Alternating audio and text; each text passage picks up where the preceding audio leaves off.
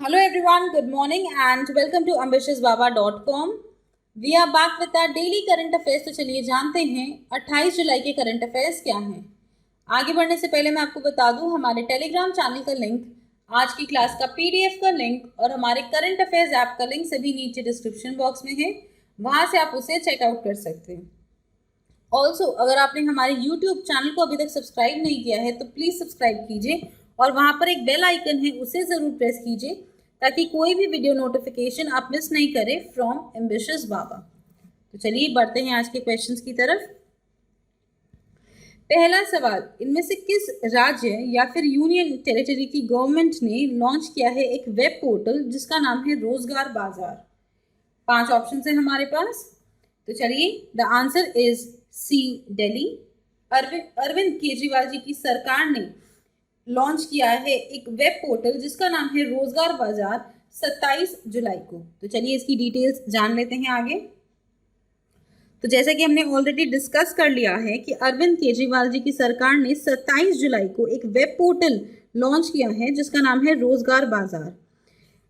इस web portal के माध्यम से जो लोगों की जॉब चली गई है due to the corona virus या फिर लॉकडाउन के कारण, उन्हें जॉब अपॉर्चुनिटीज अवेलेबल पता चल जाएंगी कि कौन कौन से सेक्टर्स में कौन कौन सी जॉब अपॉर्चुनिटीज अवेलेबल हैं। इसके अलावा जो कंपनीज हायर करना चाहती है अलग अलग स्ट्रीम से लोगों को, वो यहाँ पर खुद को रजिस्टर कर सकती है।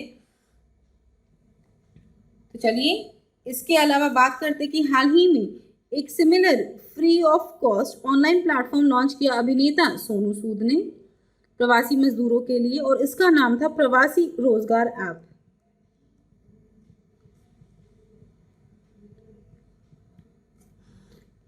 और इसके लिए उन्होंने 500 प्लस कंपनीज के साथ टाई अप किया है।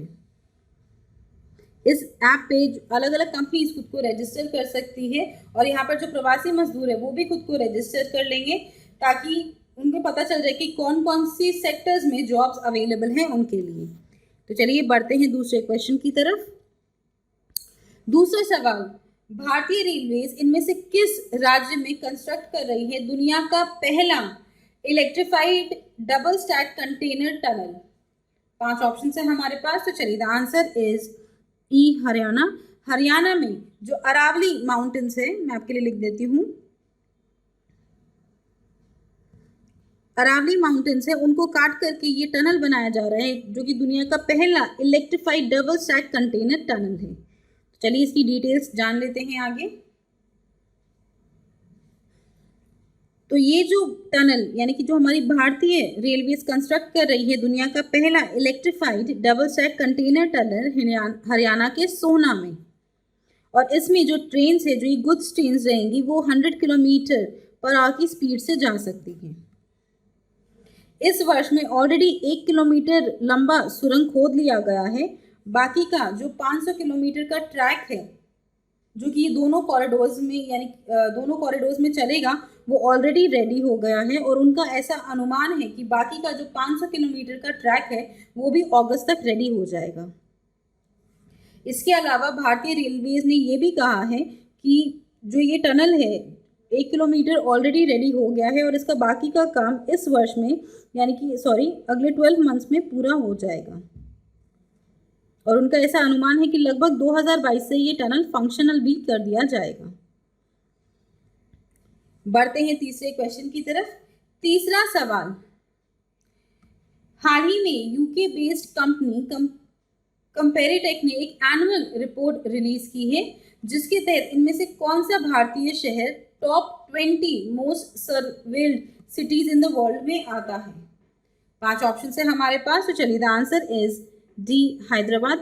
कंपेरिटेक ने हाल ही में एक एनुअल रिपोर्ट पब्लिश की है जिसके तहत जो भारतीय सिटी हैदराबाद है वो नंबर 16 पे आती है in the top 20 most surveilled cities in the world. तो चलिए इसकी डिटेल्स जानते हैं।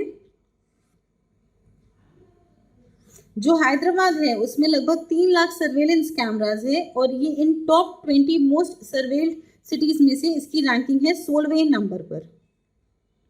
और जैसे कि हमने ऑलरेडी बात कर लिया है कि यूके बेस्ड कंपनी कंपेरिटेक ने एक एनुअल रिपोर्ट पब्लिश की है। इन 20 शहरों में से 18 चाइनीज शहर है और उसके अलावा 2 ही शहर बाहर से हैं। पहला है लंदन और दूसरा है हैदराबाद। इसमें टॉप में आता है जो सिटी ऑफ ताइयुआन जो कि है चाइना में, जिसमें 4,65,255 CCTV कैमराज हैं। इसके अलावा जो इंडियन सिटीज हैदराबाद के बाद जो सबसे ज़्यादा सर्वेल्ड होती है वो है चेन्नई, जिसकी रैंकिंग है 21, और फिर है दिल्ली जिसकी रैंकिंग है 33।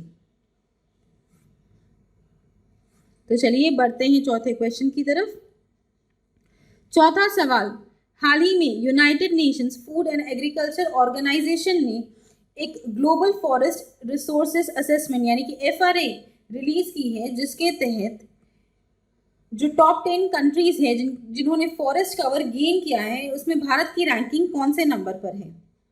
5 ऑप्शन है हमारे पास, तो चलिए द आंसर इज बी। तीसरे नंबर पर है भारत की रैंकिंग इन दी टॉप 10 कंट्रीज जिन्होंने फॉरेस्ट एरिया गेन किया है। तो चलिए आगे बढ़ने से पहले हम बात कर लेते हैं कुछ फूड एंड एग्रीकल्चर ऑर्गेनाइजेशन के बारे में। इसके जो हेडक्वार्टर्स है वो है रोम, इटली में। इसकी स्थापना हुई थी 16 अक्टूबर 1945 में और इसके डायरेक्टर जनरल का नाम है क्यू दोंग यू। तो चलिए बढ़ते हैं आगे।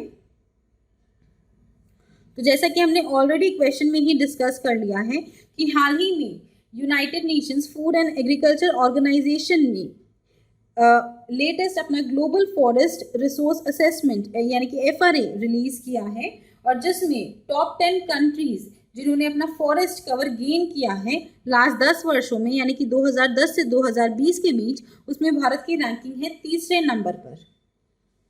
ये बहुत बड़ा अचीवमेंट है भारत के लिए, बिकॉज इनका ग्रीन कवर, हमारा ग्रीन कवर बढ़ गया है और टाइम टू टाइम अलग अलग स्टेट्स यहाँ पर ऑर्गेनाइज करते रहते हैं वृक्षारोपण ड्राइव, ताकि हमारा ग्रीन कवर कंटिन्यूसली बढ़ता रहे। तो चलिए पहले बात करेंगे FRA है क्या। FRA होता है यानी कि ग्लोबल फॉरेस्ट रिसोर्सेज असेसमेंट, जो कि हर 5 साल में किया जाता है by the United Nations Food and agriculture organisations. ये 1990 से कंडक्ट किया जा रहा है, जिसके तहत जो फॉरेस्ट की स्थिति है ग्लोबली उसे मॉनिटर किया जाता है। जो ग्लोबल फॉरेस्ट एरिया है उसमें भारत अकाउंट करता है 2% of the total global forest area और पहले नंबर पर है चाइना।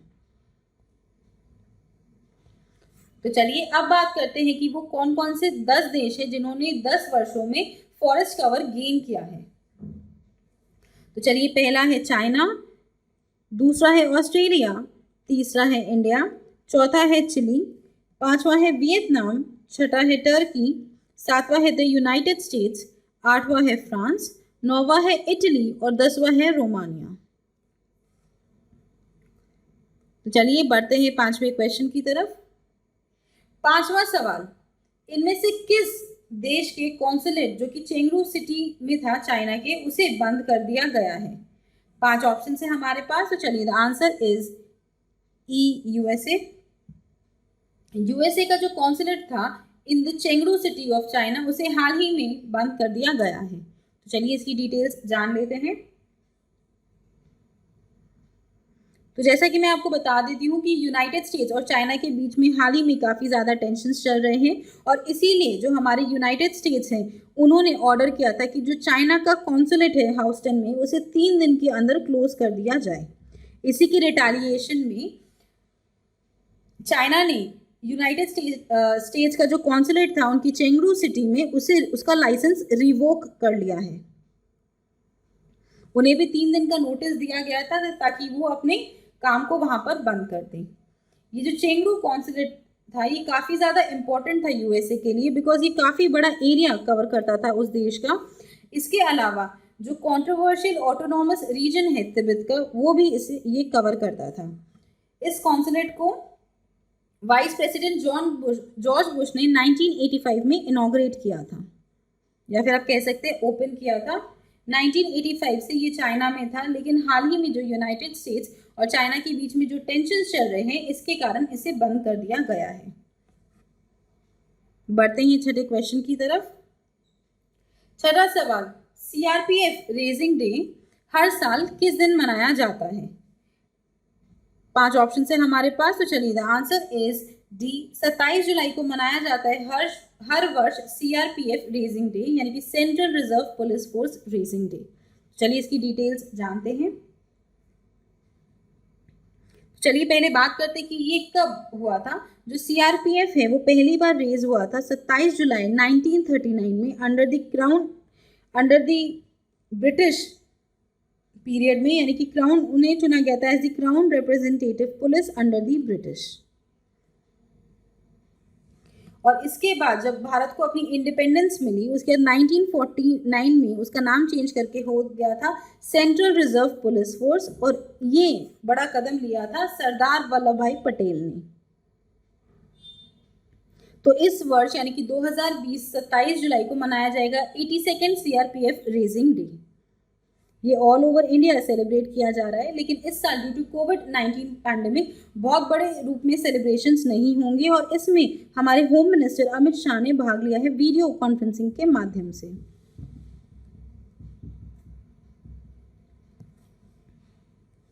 बढ़ते हैं 7वें क्वेश्चन की तरफ। 7वां सवाल, डॉक्टर एपीजे अब्दुल कलाम की डेथ एनिवर्सरी किस दिन मनाई जाती है? 5 ऑप्शन है हमारे पास, तो चलिए द आंसर इज 27 जुलाई। 27 जुलाई को मनाई जाती है डॉक्टर एपीजे अब्दुल कलाम की डेथ एनिवर्सरी। तो चलिए पहले बात कर रहे थे डॉक्टर एपीजे अब्दुल कलाम कौन थे। तो डॉक्टर एपीजे अब्दुल कलाम एक एरोस्पेस साइंटिस्ट और एक फिनोमिनल टीचर थे।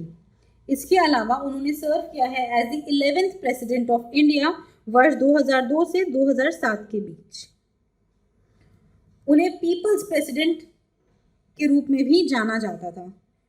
इसके अलावा उन्हें मिसाइल मैन ऑफ इंडिया भी कहा जाता था।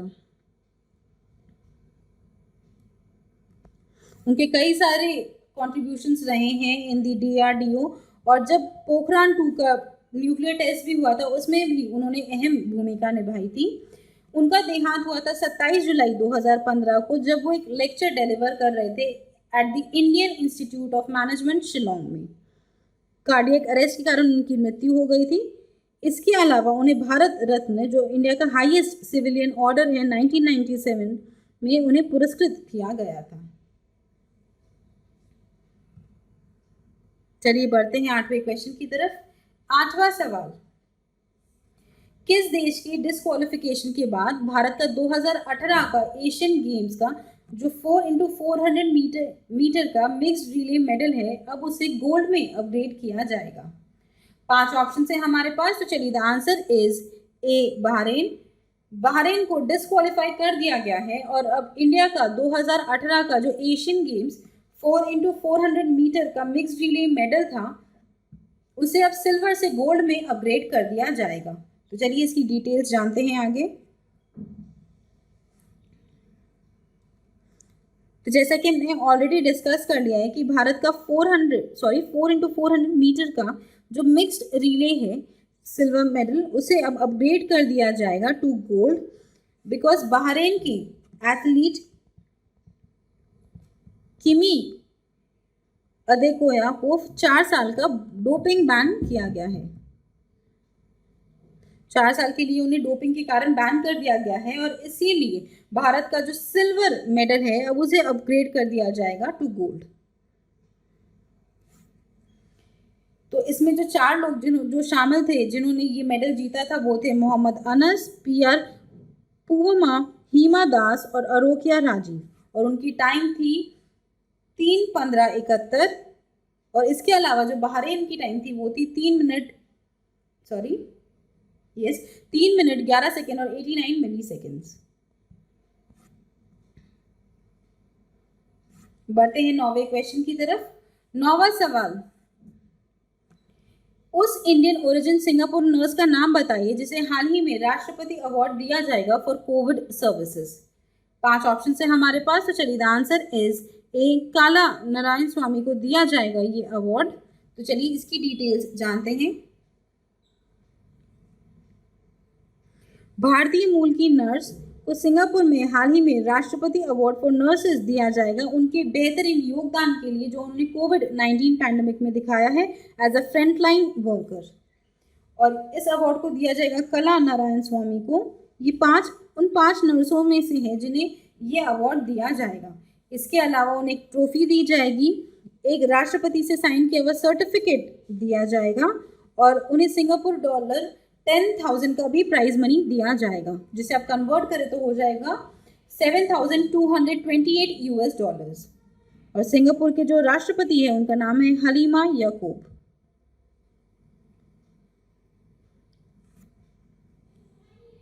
बढ़ते हैं आज के आखिरी क्वेश्चन की तरफ। 10वां सवाल, इनमें से किसे अपॉइंट किया गया है as the governor of Madhya Pradesh? 5 option है हमारे पास, तो चलिए answer is C, Anandiben Patel को अपॉइंट किया गया है as the governor of Madhya Pradesh Lalji Tandon की मृत्यु के बाद। तो चलिए इसकी डिटेल्स जान लेते हैं। हमारे राष्ट्रपति रामनाथ कोविंद ने अपॉइंट किया है श्रीमती आनंदीबेन पटेल को as the governor of Madhya प्रदेश। हाल ही में लालजी टंडन की मृत्यु हो गई थी और उसके बाद आनंदीबेन पटेल को दिया गया है ये additional charge as the governor of Madhya Pradesh. इसके अलावा वो उत्तर प्रदेश की भी गवर्नर हैं। तो चलिए बात कर लेते हैं कुछ स्टेट्स की गवर्नर्स के बारे में। तो आंध्र प्रदेश की गवर्नर का नाम है विश्वभूषण हरिचंदन। आसाम के गवर्नर का नाम है श्री जगदीश मुखी। बिहार के गवर्नर का नाम है फागू चौहान। गुजरात के जो गवर्नर हैं उनका नाम है आचार्य देवव्रत। केरला की गवर्नर का नाम है आरिफ मोहम्मद। पंजाब के गवर्नर का नाम है श्री वीपी सिंह बदनौर और तमिलनाडु के गवर्नर का नाम है श्री बनवारी लाल पुरोहित। तो चलिए with this we come to the end of today's class. I hope आपको ये वीडियो पसंद आया हो। अगर ये वीडियो पसंद आए तो इसे लाइक कीजिए, अपने दोस्तों के साथ शेयर कीजिए और हमारे चैनल एम्बिशियस बाबा को सब्सक्राइब जरूर कीजिए। Also please visit our website test.ambitiousbaba.com, जहाँ पर आपको कई सारे ऑनलाइन मॉक टेस्ट मिल जाएंगे, चाहे वो बैंकिंग हो, एसएससी हो, रेलवे हो, जॉब हो, कैब हो या फिर पैरा 13.2 हो। वहाँ पर जाके आप उसे डायरेक्टली परचेज कर सकते हैं और उसके बाद आप उसे एक्सेस कर पाएंगे 24/7, चाहे हमारे ऐप पे हो या फिर वेबसाइट पे हो। Thank you friends, it's all for today and have a great day.